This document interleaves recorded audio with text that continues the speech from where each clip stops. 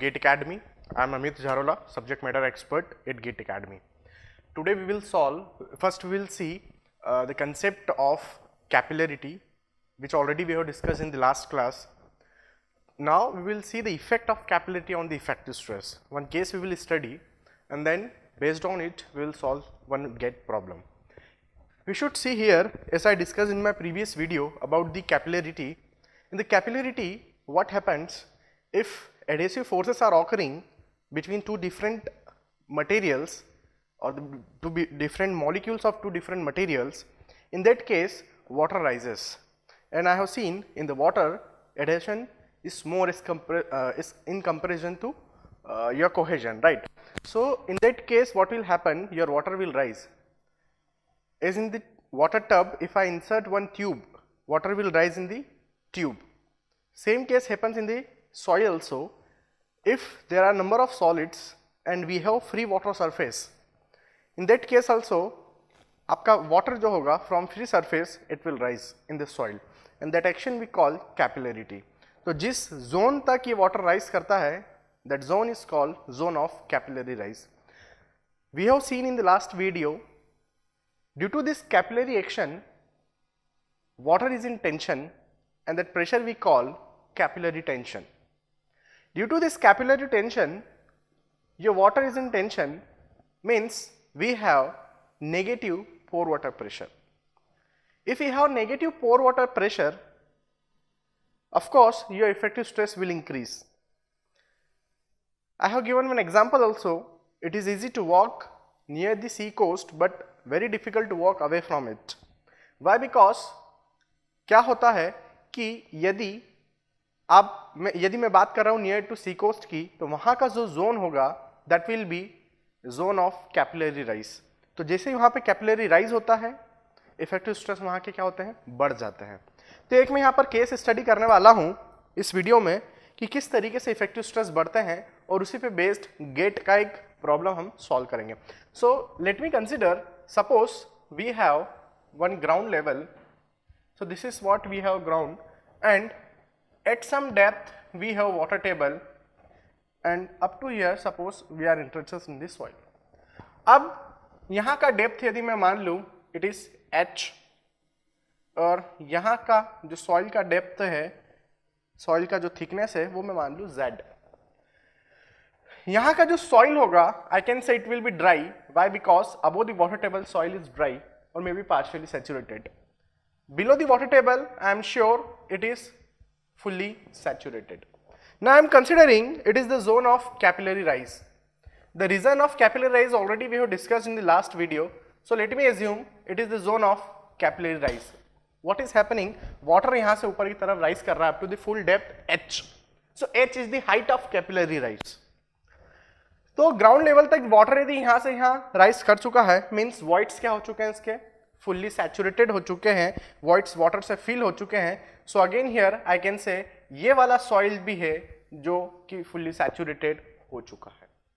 अब मैंने क्या किया, यहाँ पर इसको नाम दिया layer 1-1, this is layer 2-2, and this is your layer 3-3. I want to calculate the effective stresses at each and every layer. Here we can see total stress की मैं बात करता हूँ 1-1 पर. तो क्या बातें होती है टोटल स्ट्रेस 1-1 पर? It will B 0 because total stress 1-1 पर इसके ऊपर कोई स्ट्रेस नहीं लग रहा है, सो इट इज 0. बात करते हैं पोर वाटर प्रेशर एट 1-1. आप देखिए मैंने आपको पढ़ाया था in the last video, capillary rise होने के कारण हमें कैसा पोर वाटर प्रेशर मिलता है, negative, which is called generally capillary tension. और कैपिलरी टेंशन किस फॉर्म में वेरी करता है? जहां पे मेनिस्कस फॉर्म होता है वहां मैक्सिमम होता है, and it reduce to 0 at the free surface. तो यहां पर मैक्सिमम होगा और वो यहां पर रिड्यूस होते क्या हो जाएगा, फ्री सरफेस पे 0, और उसके बाद नीचे आपको पॉजिटिव पोर वाटर प्रेशर मिलेगा. तो इसका डिस्ट्रीब्यूशन यदि मैं बनाना चाहूं तो मैं कुछ इस तरीके से इसका डिस्ट्रीब्यूशन बना सकता हूं कि here we have negative value of pore water pressure and then we have positive value also. तो यहां पर नेगेटिव पोर वाटर प्रेशर का वैल्यू कितना बनना चाहिए, h गामा w. फाइन. यदि मैं पॉजिटिव के साइड की बात करूं, डेप्थ ज्यादा है, यहाँ पर, या नहीं भी है कोई प्रॉब्लम नहीं है, सेम भी डेप्थ है तो कोई इशू नहीं है। ये positive below the water table कितना पोर वाटर प्रेशर लगेगा, that will B Z into gamma W. So Z gamma W. So this is the picture of pore water pressure in the capillary zone minus capillary action, capillarity will be there and we will be having negative pore water pressure. तो यहाँ पर U11 का यदि मैं value लिखना चाहूँ that will be minus H gamma W. यहाँ पर इफेक्टिव स्ट्रेस की यदि हम बात करें सिग्मा 1 बार सिग्मा 11 बार का, तो यहाँ पर आप देखिए total stress minus pore water pressure, so minus minus plus हो जाएगा और इसका वैल्यू हो जाएगा H गामा W. देखते हैं यहाँ पर सेकंड लेयर की बात करते हैं 822 what is the total stress. Total stress यहाँ पे क्या हो जाएगा गामा सैचुरेटेड इनटू H, क्योंकि ये पूरा थिकनेस है सॉइल का, so gamma saturated into H ये हो गया pore water pressure, sorry total stress. बात करते हैं पोर वाटर प्रेशर 822. तो आप देखिए लेयर जो 22 है वो आपका क्या है, फ्री वाटर सरफेस है, तो यहाँ पर आपका पोर वाटर प्रेशर क्या हो जाएगा, 0. यदि कैपिलरी हो रहा है एक्शन या नहीं भी हो रहा है, always at the free water surface we have 0 pore water pressure, below it we have positive pore water pressure. यहाँ पर देखते हैं अब सिग्मा बार 22 इफेक्टिव स्ट्रेस कितना होगा, this minus this total stress minus pore water pressure, तो ये आपको मिल गया गामा सैचुरेटेड इनटू H. अब थर्ड लेयर की बात करता हूं मैं. थर्ड लेयर में सिग्मा 33 टोटल स्ट्रेस कितने हो रहे हैं, फर्स्ट लेयर के कारण देखते हैं gamma saturated into H plus gamma saturated into Z. So we have two values, first value is H gamma saturated plus Z gamma saturated, this two values we have. अब इसके बाद हमें क्या करना है, अब बात करते हैं हम पोर वाटर प्रेशर एट 33 की. 33 पर कितना पोर वाटर प्रेशर यहाँ पर मुझे नजर आ रहा है, that is Z gamma W. Positive value होगा क्योंकि बिलो द वाटर टेबल में मेजर कर रहा हूँ, so it is Z gamma W. तो ये हो गया मेरे पास pore water pressure and total stress. क्या हम यहाँ पे इफेक्टिव स्ट्रेस कैलकुलेट कर सकते हैं, बिल्कुल. तरजागी ने कहा था total stress minus pore water pressure will be आपका इफेक्टिव स्ट्रेस. तो यहाँ पर इफेक्टिव स्ट्रेस में निकाल देता हूँ, that is total stress minus pore water pressure. तो आप यहाँ पर ध्यान से देखेंगे तो H गामा सैचुरेटेड तो ऐसा ही रहेगा, प्लस यहाँ पे यदि आप देखेंगे ये दो टर्म्स को, तो इसमें से Z कॉमन ले लूँ तो मुझे बचना चाहिए gamma saturated minus gamma W. And I know based on Archimedes principle gamma saturated minus gamma W is equal to gamma submerge. तो यहाँ पर मैं लिख देता हूँ value we have Z gamma submerge. तो एक बात मुझे समझ में आती है कि आपका, मैंने यदि आप देखेंगे मेरे कुछ पिछले वीडियोस जहां पर मैंने effective different cases of effective stress discuss किए थे, चाहे वो इफेक्टिव स्ट्रेस का केस जो मैंने डिस्कस किया था, चाहे वो ड्राई सॉइल के लिए हो, या फिर जो मैंने डिस्कस किया था कि आपका जो सॉइल है उसमें वाटर टेबल कुछ डेप्थ पर मौजूद हो, या वाटर टेबल टॉप सरफेस पर रीच कर गया हो, या वाटर टेबल ग्राउंड सरफेस से भी ऊपर चला गया हो, means the example of reverse also we have discussed. तो इन सभी केसेस में मैंने देखा था कि जैसे जैसे वाटर टेबल ऊपर राइज कर रहा है, आपका इफेक्टिव स्ट्रेस धीरे धीरे क्या हो रहा है, डिक्रीज हो रहा है. I do not want to decrease my effective stress, I always want higher effective stress. Why, because यदि हायर इफेक्टिव स्ट्रेस रहेंगे तो आपकी सॉइल की शेयर स्ट्रेंथ ज्यादा रहेगी. शेयर स्ट्रेंथ ज्यादा रहेगी तो सॉइल की बियरिंग कैपेसिटी ज्यादा रहेगी. बियरिंग कैपेसिटी ज्यादा रहेगी तो आपकी बिल्डिंग के अंदर जो आपको फुटिंग प्रिपेयर करना है उसका जो मैप एरिया होगा that will be less, your structure will be economical. तो पिक्चर स्टार्ट हुआ था यहां से इफेक्टिव स्ट्रेस है. तो मैं क्या बात कर रहा था, इस हिसाब से मुझे हमेशा ज्यादा इफेक्टिव स्ट्रेस चाहिए. यहां पर यदि आप देखेंगे मेरे सभी इफेक्टिव स्ट्रेस के जो केसेस देखेंगे जो मैंने पिछले कुछ वीडियोस में रिकॉर्ड किए हैं, उसमें मुझे पता लग रहा है कि हर केस में मेरा इफेक्टिव स्ट्रेस डिक्रीज हो रहा है क्योंकि वाटर टेबल इंक्रीज हो रहा है कि. और आप ये भी नोटिस करेंगे कि सभी केसेस में इफेक्टिव स्ट्रेस के सभी केसेस में टॉप लेयर पर इफेक्टिव स्ट्रेस मेरे पास क्या मिल रहे थे, 0. यदि टॉप लेयर पर मुझे इफेक्टिव स्ट्रेस 0 मिल रहे थे, आप यहां पर नोटिस करिए ये एक अकेला ऐसा केस है जिस पे टॉप लेयर पर मुझे कुछ वैल्यू ऑफ इफेक्टिव स्ट्रेस मिल रहा है, and that is H gamma W. What is H? H is the height of capillary rise. तो यहां पर समझने की कोशिश हमें यह करना है कि कैपिलरिटी के कारण मुझे एक बेनिफिट मिला है जिसके कारण मेरे इफेक्टिव स्ट्रेस क्या हो रहे हैं, बढ़ रहे हैं. तो यहां पर इफेक्टिव स्ट्रेस बढ़े हैं. यदि मैं आपसे कहूं कि आपके सॉइल में 3 मीटर का कैपिलरी राइज हुआ है, यदि 3 मीटर का कैपिलरी राइज हुआ है, so what is the increase in the effective stress? आपका आंसर क्या होना चाहिए? H gamma W. Gamma W we can consider 10, nearly equal to 10. Actually we should take 9.81. Let me consider value 10. यदि ये value 10 है, H में बोल रहा हूँ height of capillary rise 3 meter है, तो इफेक्टिव स्ट्रेस में इंक्रीज कितना हुआ? 30, 3 into 10, 30 kilo newton per metre square का। ये 30 kilo newton per metre square का इंक्रीज किस जगह पर हो रहा है? क्या सिर्फ टॉप लेयर पर हो रहा है जो वैल्यू मुझे दिख रहा है H gamma W? No, it is not it is at the top level, but not only at the top level. ये throughout the length of the soil, throughout the depth of the soil will be constant. सभी layers में हर एक point पर effective stress में जो increase हुआ है that is equal to H gamma W, means height of capillary rise into unit weight of water. तो capillarity के कारण मुझे एक बेनिफिट है कि मेरा इफेक्टिव स्ट्रेस क्या हो रहा है? बढ़ रहा है। और कैसा बढ़ रहा है? कोई लीनियरली बढ़ रहा है क्या? नहीं। हाँ, यदि मैं पोर वाटर प्रेशर की बात करूं so there is a linear variation, but मैं यदि इफेक्टिव स्ट्रेस की बात करूं इंक्रीज वाले इफेक्टिव पोर्शन की, so it is uniform throughout the depth of the soil from top of soil to the bottom, right. So इस तरीके से आपकी इफेक्टिव स्ट्रेस में क्या हो रही है? इंक्रीज हो रही है। फॉर एग्जाम्पल सपोज मैं कह रहा हूँ height of capillary rise 5 meter है। Now what is the increase in the effective stress? Definitely answer is 50 kilonewton per meter square, 50 kilopascal we can say. इसी पे कंसेप्ट पर बेस्ड एक गेट का प्रॉब्लम मैं सॉल्व करना चाहता हूं यहाँ पर, जो कि गेट 2003 में पूछा गया था for 2 marks. And the problem is for the soil strata shown in the figure the water table is lowered by drainage by 2 meter. And if the top 2 meter thick silty sand stratum remains saturated by capillary action even after lowering of water table, the increase in effective vertical pressure in kilopascal at mid height of clay layer will be. So हमें एक soil strata दे रखा है जिसके अंदर 3 different zones available है। यदि आप figure देखेंगे तो जिसमें फर्स्ट 2 मीटर तक आपका जो जोन है वो जोन ऑफ कैपिलरी राइज है, then up to 10 meter we have silty sands and up to 7 meter we have clay. तो यहाँ पर पहले मैं फिगर बनाता हूँ और इस प्रॉब्लम को हम सॉल्व करने की कोशिश करते हैं। पहले मैं इसको मैनुअली सॉल्व करना चाहूँगा, then at the last I will tell you the trick within 10 second you can give the answer of this problem.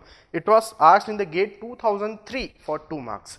यहाँ पर देखते हैं अभी फिलहाल में जो केस दिया है उन्होंने क्या कहा है इस प्रॉब्लम में कि वाटर टेबल जो था वो इनिशियली, फर्स्ट कंडीशन ले रहा हूँ, initially it was at the top layer, means ground level पर अवेलेबल था।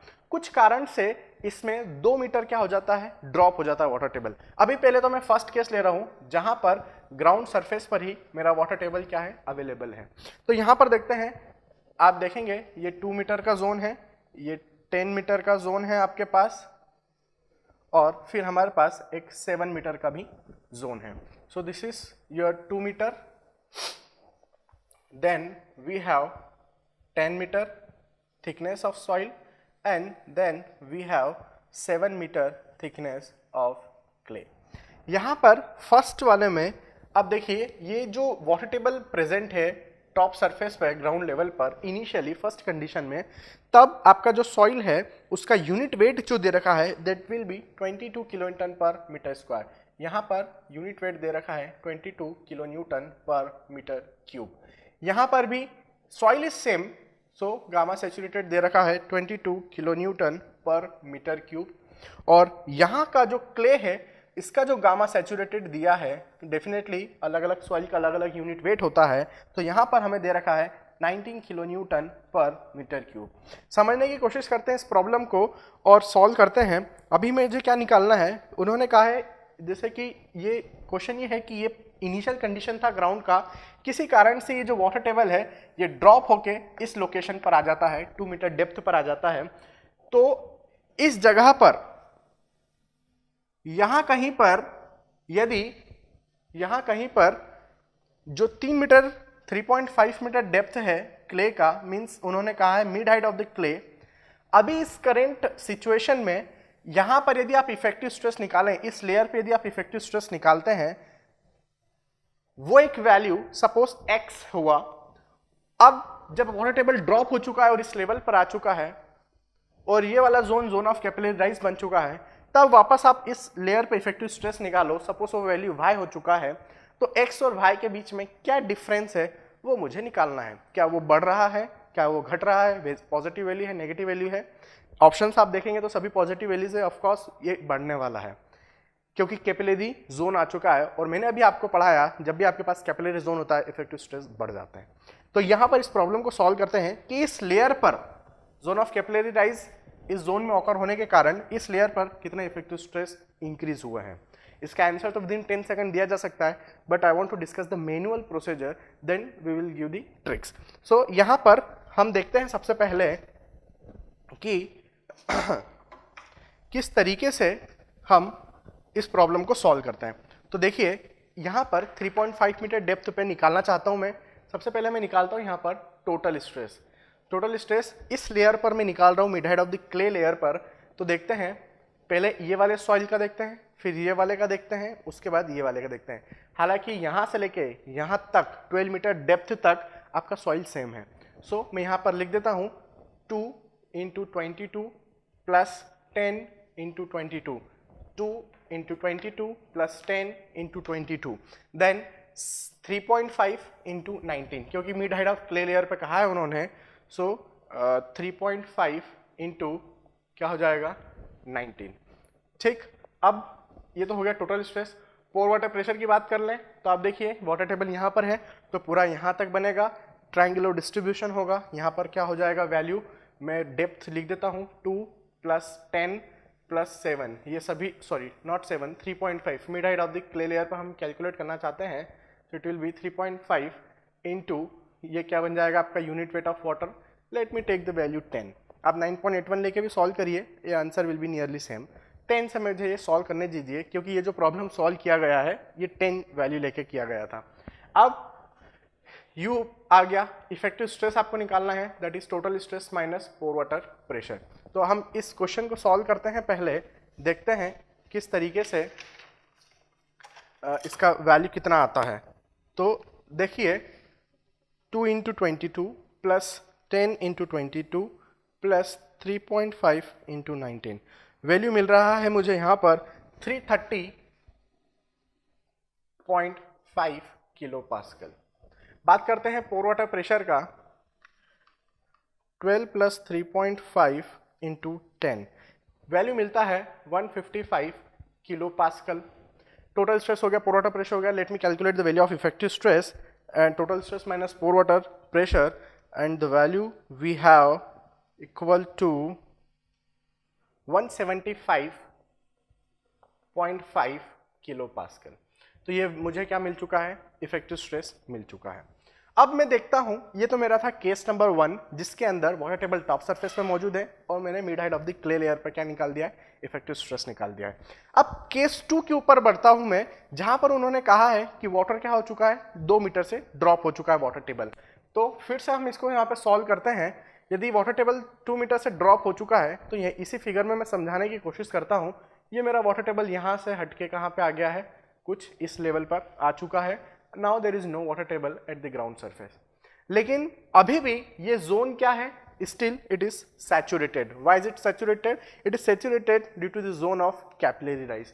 तो ये सडन ड्रॉ डाउन हुआ है इसमें, और यहाँ से फ्री सरफेस से इसमें क्या हो रहा है, वाटर ऊपर की तरफ राइज कर रहा है, और ऊपर की तरफ राइज करने के कारण यहाँ के सभी वॉइड्स अभी भी पानी से भरे हुए हैं, और again unit weight will be same gamma saturated. तो ये बन गया है जोन ऑफ कैपिलरी राइज। इसी पिक्चर को सेम वापस में क्या कर रहा हूँ, इस जगह पर इफेक्टिव स्ट्रेस कैलकुलेट करना चाहता हूँ। तो देखते हैं, अभी वापस में क्या कर रहा हूँ, सॉल्व करना चाहता हूँ। देखते हैं हम यहाँ पर, ये तो था मेरा केस नंबर 1, इसको मैं थोड़ा सा फ्रेम कर देता हूँ कुछ एक्सप्रेशन में। अब केस 2 के लिए मैं इसे सॉल्व करता हूँ। यहाँ पर समझने की हम कोशिश करेंगे कि हो क्या रहा है। वापस में क्या कर रहा हूँ, टोटल स्ट्रेस निकालता हूँ mid height of clay layer पर। टोटल स्ट्रेस क्या होगा, वही 2 × 22, 10 × 22, 3.5 × 9।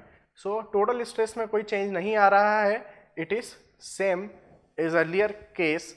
सो 3.5 × 19 मुझे वैल्यू मिला था 330.5 किलो पास्कल। सो ये मुझे टोटल स्ट्रेस मिल चुका है। बात करते हैं पोर वाटर प्रेशर का। पोर वाटर प्रेशर अब देखते हैं पोर वाटर प्रेशर मैंने क्या बताया था, यहाँ पर तो नेगेटिव रहता है, ठीक है। अभी हमने जो केस स्टडी किया उसमें पता चला था कि यहाँ पर टॉप मेनिस्कस पे तो नेगेटिव रहेगा और फ्री सरफेस पे आते आते क्या हो जाएगा 0, और उसके बाद उसके नीचे हमें क्या वैल्यू मिलेगी, positive value of pore water pressure. तो यहाँ पर क्या बनना चाहिए आपका pore water pressure below the water table, it will be positive and the value will be यहाँ से लेकर यहाँ तक, इस लेयर तक जितना भी डेप्थ होगा into unit weight, that will be the value of your pore water pressure. तो कितनी डेप्थ बनती है आपके पास, 10 प्लस 3.5 का, तो यहाँ पर मैं लिख देता हूँ 10 प्लस 3.5 इंटू आपका यूनिट वेट ऑफ वाटर 10। तो आप यदि यहाँ पर इसको सॉल्व करेंगे सो कितना वैल्यू मिलता है हमें, 10 प्लस 3.5 इंटू 10 आपको 135 किलो पास्कल का क्या मिल चुका है, यहाँ पर यूनिट वेट पोर वाटर प्रेशर मिल चुका है। अब निकालते हैं हम यहाँ पर इफेक्टिव स्ट्रेस। इफेक्टिव स्ट्रेस का कितना हो जाएगा, again total stress minus pore water pressure, so 330.5 minus 135, definitely it is 195.5 kilo pascal. So यहाँ पर आपको क्या मिल चुका है, एक और केस जो केस 2 था वो मुझे मिल चुका है। तो आप देखिए उसी लेयर पर मैंने क्या किया, यहाँ इस केस में भी इफेक्टिव स्ट्रेस कैलकुलेट किया है। अब समझने की कोशिश करते हैं, जब पहला case water table top surface था, इफेक्टिव स्ट्रेस सेम लेयर पर mid height of the clay layer पर 175.5 किलो पास्कल था। जैसे ही वाटर टेबल 2 मीटर से ड्रॉप किया, ऊपर का 2 मीटर डेप्थ क्या जोन ऑफ कैपिलरी राइज बन चुका है, जिसके कारण मुझे सिग्मा बार कितना मिला है, बढ़ के मिला है 195.5 किलो पास्कल। तो इंक्रीज कितना हुआ इफेक्टिव स्ट्रेस, तो यहां पर हम देखते हैं increase in effective stress. Increase in effective stress मुझे मिला है, कितना हुआ है 195.5 minus 175.5, so it is 20 kilo pascal. मुझे 4 ऑप्शंस दिए गए थे जिसमें से आपका आंसर बनेगा answer option number C. So your answer is option number C, 20 kilo pascal का क्या हो रहा है, इफेक्टिव स्ट्रेस इंक्रीज कर रहा है। अब जैसे कि मैंने पूरा मैनुअल प्रोसीजर डिस्कस किया, आप देखिए इसको, आप क्वेश्चन को रीड करिए, विद इन 10 सेकेंड आपके क्वेश्चन को का आंसर आना चाहिए। अब देखिए मैंने अभी आपको इसमें केस समझाया था, केस का समझाया था, जब भी आपका वाटर कैपिलरी जोन में राइज करता है, means suppose zone of capillary rise exist in your soil, in that case आपके इफेक्टिव स्ट्रेस किस अमाउंट से बढ़ते हैं, आपकी इफेक्टिव स्ट्रेस बढ़ते हैं H गामा W के अमाउंट से। और ये जो इंक्रीज होगा वो ना केवल टॉप लेयर पर होगा, जबकि through out the depth of the soil होगा। हर एक लेयर पर, हर एक पॉइंट पर आपके इफेक्टिव स्ट्रेस कितने इंक्रीज कर जाएंगे, H गामा W के। तो यहाँ पर देखिए H, what is the value of H, height of capillary rise. इस क्वेश्चन में कितनी दी गई है height of capillary rise, 2 metre.